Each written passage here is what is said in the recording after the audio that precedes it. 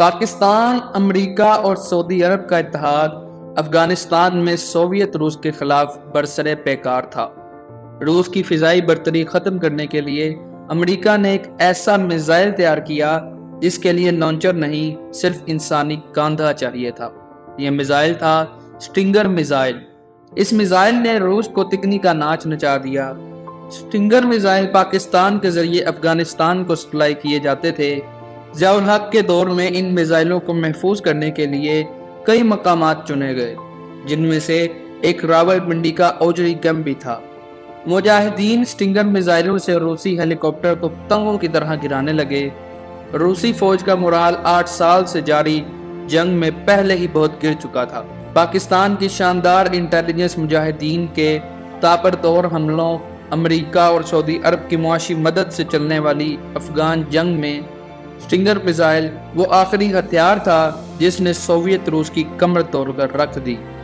Stinger صرف Soviet روس کے لیے تباہی نہیں تھا، بلکہ پاکستان میں بھی اس نے غارت گری کی۔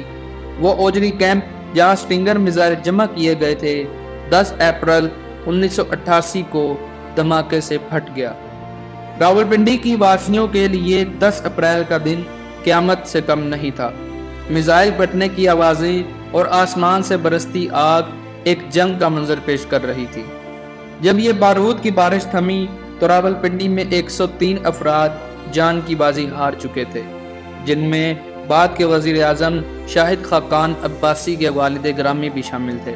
سوویت روس کے لیے اس جنگ کی مالی اور انسانی قیمت برداشت سے باہر ہو گئی تو اس نے واپسی کا فیصلہ کر لیا۔ اپریل 1988 میں پاکستان، افغانستان، روس اور امریکہ کے درمیان جنیوا میں ایک معاہدہ ہوا۔ اس میں طے پایا کہ پاکستان اور افغانستان ایک دوسرے کے معاملات میں مداخلت نہیں کریں گے۔ مہاجرین کو افغانستان واپس بھیجا جائے گا اور رشین آرمی فروری 1999 تک افغانستان سے نکل جائے گی۔ روس نے معاہدے کی پاسداری کرتے ہوئے افغانستان خالی کر دیا، لیکن روسی افواج کے مکمل انخلاء سے پہلے ضیاء الحق کا آخری وقت آن پہنچا تھا۔ کہا جاتا ہے کہ ضیاء الحق کو خفیہ ایجنسی نے پہلے ہی خبردار کر دیا تھا کہ ان کے قتل کا منصوبہ بنا لیا گیا ہے۔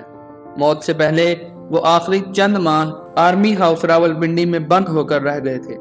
ان کی موت سے 3 دن پہلے 14 اگست کی تقریب کا سارا فنکشن ان کے حکم پر آرمی ہاؤس میں کروایا گیا۔